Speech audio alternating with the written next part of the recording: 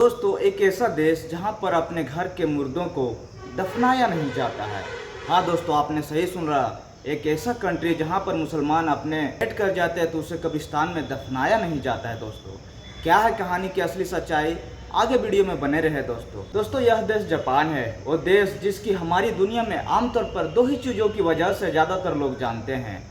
पहली चीज़ तो इस देश का डेवलपमेंट है, वहाँ की तरक्की है। और तरक्की ऐसा कि वहाँ के लोग इतना हार्ड वर्क करते हैं कि वहाँ सेकेंडों का कीमत होता है। दोस्तों, जापान ने जिस तरह से बड़ी तेज़ी के साथ तरक्की की थी उसकी मिसाल दुनिया में कम ही देखने को मिलती है। दोस्तों, जबकि जापान की तो दूसरी चीज़ है जिसकी वजह से आजकल यह दुनिया भर चर्चाओं में रहता है, वो कुछ नहीं बल्कि इस देश की बर्बादी है। दोस्तों हाँ, आप लोगों ने बिल्कुल सही सुना।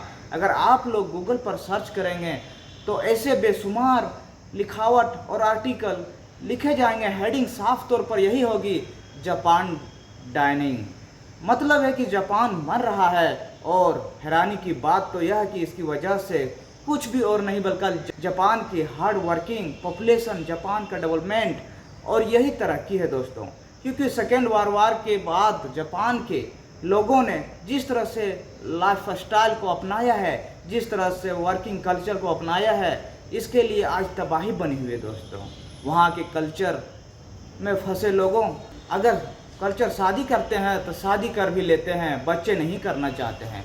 नतीजा हो चुका कि जापान दुनिया का एक ऐसा देश बन चुका है जहाँ सबसे ज़्यादा तेज़ी से आबादी गिर रही है। दोस्तों, जवान लोग तो लगातार 10 से 12 घंटे काम करते हैं और जो शादी के बच्चे होते हैं वह एडवाइड ही कर देते हैं। दोस्तों, साथ ही साथ आसपास के बाकी लोगों में भी यही सिलसिला बोला जाता है। दोस्तों, जिनके डिप्रेशन की वजह से अपनी खुद की जान लेना, बहुत खुदकुशी वगैरह करने की कोशिश बढ़ता जा रहा है। दोस्तों, हालात इतने बढ़ चुके हैं कि जापान में अब तक साल के अंदर मरने वालों के आंकड़ा जन्म लेने वालों की संख्या से डबल हो चुके हैं। दोस्तों, 2025 की बात करें तो यहाँ पर लगभग 7.7 लाख बच्चों की मरने की संख्या बताई गई है। आंकड़ा 16 लाख के करीब था। और उसके ऊपर यह भी जितने भी लोग मरते हैं जाहिर है कि बिना शादी के, बिना बच्चे के, बिना बूढ़े होकर मर जा रहे हैं।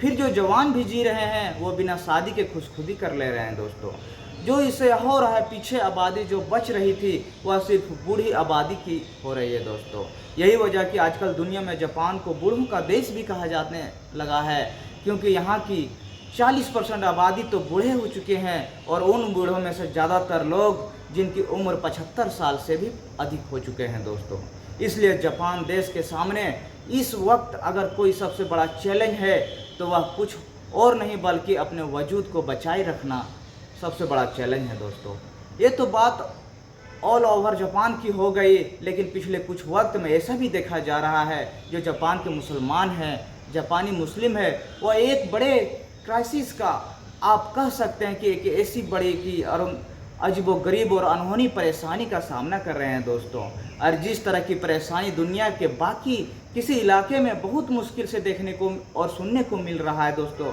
वह परेशानी है कब्रिस्तान। दोस्तों, और अपने मुर्दों को दफनाने की परेशानी है। दोस्तों हाँ, आप लोगों ने बिल्कुल सही सुना है। और इस पूरे अजीबो गरीब मैटर को सही तरीके और समझने के लिए हमारे साथ जान लेना और ज़रूरी है। दोस्तों, दुनिया के ज़्यादातर इलाकों की तरह जापान में भी मौजूदा तौर तरीके और इस्लाम की सबसे तेज़ी से साथ फैलने वाली रिलीजन है। दोस्तों, अब सबसे तेज़ के साथ फैलने वाला रिलीजन तो, लेकिन जाहिर सी बात है, सबसे बड़ा रिलीजन नहीं है तो दोस्तों, बल्कि मुसलमान की टोटल आबादी अभी भी वहाँ इतनी कम है कि जापान की जो टोटल पॉपुलेशन है उसका 1 से 1.5% ही बनते हैं। दोस्तों, वैसे तो रिलीजन के मामले में जापान का हाल भी लगभग वही हो रहा है जो ज़्यादातर वेस्टर्न कंट्री का हुआ है। दोस्तों, मतलब वहाँ पर धार्मिक लोगों की जो संख्या है और दिन बढ़ती जा रही है, लेकिन उसको बावजूद वहाँ पर बहुत रिलीजन है। दोस्तों, जिनको फॉलो करने की आबादी वहाँ सबसे ज़्यादा पाई जाती है।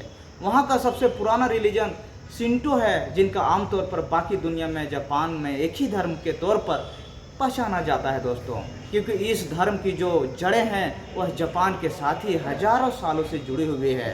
पुरखों से जुड़े हुए दोस्तों। जापान के सबसे पुराने धर्म के अंदर यहूदियों, ईसाइयों और मुसलमानों की तरह 9 पैगंबरों का कंसेप्ट पाया जाता है दोस्तों। ना ही कोई किताब पाई जाती है। मतलब बेशुमार देवी देवताओं को पूजा करती है। खास तौर पर ये नेचर जुड़ी हुई, मतलब कि पहाड़, नदियाँ, पेड़ पौधे और वेस्टर्न होते हैं दोस्तों। मतलब कि इनको जो बाप दादा करते आ रहे थे वही रुख को अपनाते हैं दोस्तों। जबकि यहाँ की आबादी के हिसाब से जो दूसरा मेजर रिलीजन है वह बुद्धिज्म है दोस्तों, जो माना जाता है कि 3री-5वीं सदी के कोरिया और इंडोनेशिया जैसे इलाकों में जापान से एंटर हुआ था और फिर धीरे धीरे अपने अंदर अपनी जड़ों को मजबूत कर लिया था दोस्तों। बात करें इस्लाम की तो पिछले कुछ सालों में यहाँ पर बहुत तेज़ी के साथ फैल रहा है और मौजूदा वक्त में जापान और मुसलमानों की टोटल आबादी लगभग 3 से 3.5 लाख के करीब पहुंच चुकी है दोस्तों। मगर आपको जानकर हैरानी होगी कि इतनी बड़ी मुस्लिम आबादी के लिए भी पूरे के पूरे जापान देश में सिर्फ 7 कब्रिस्तान मौजूद हैं और यही चीज़ जापानी मुसलमानों के लिए सबसे बड़ा सिरदर्द और प्रॉब्लम बनी हुई है दोस्तों, क्योंकि यह उनसे देश में इतनी बड़ी आबादी के सिर्फ 7 ही कब्रिस्तान है, वहीं सबसे बड़ी तेज़ी के साथ भर रहे मुसलमान। मतलब इनमें अब जगह ख़त्म हो रही है, जगह ख़त्म हो चुकी है। तो इसलिए अब मुसलमानों को अपने प्यारे और घर वालों को दफनाने के लिए स्ट्रगल करना पड़ रहा है। हालात ऐसे हो चुके हैं कि अब की रिपोर्टिंग आती है कि बहुत सारे लोग तो प्यारों को, बॉडी को सिर्फ दफनाने के लिए एक लंबा ट्रेवल करते हैं, लंबा खर्चा करके कहीं दूर ले जाके उसे दफना देते हैं दोस्तों। तो कुछ लोग सिर्फ इन काम के लिए दूसरों देशों में जाने की प्लानिंग करते हैं, तो कुछ लोग तो मजबूरी में ही अजीबोगरीब कदम उठाने कर मजबूर हो जाते हैं दोस्तों। मगर आप लोग यही सोच रहे होंगे कि आखिर इसमें इतनी बड़ी प्रॉब्लम क्या है, कब्रिस्तान तो और भी बना ही सकते हैं। तो इसका सीधा सा जवाब आता है दोस्तों, क्योंकि जापान में मुसलमान लंबे वक्त में कोशिश कर रहे हैं कि मगर वो ऐसा नहीं कर पा रहे हैं। तो पिछले कुछ हिस्से बताए जा रहे हैं, इसकी बात तो जान लीजिए। जापान एक ऐसा देश है जहाँ पर 98% से भी ज़्यादा मुर्दों को जलाया जाता है। इनकी मेन वजह यह है कि यहाँ की जो बड़े रिलीजन है, मतलब शांतो या बुद्धिज्म, ये दोनों ही लोग अपने मुर्दों को जलाते हैं। और हैरानी की बात यह है कि ये जो 90% से भी ज़्यादा लोग हैं अपने मुर्दों को जलाते हैं दोस्तों।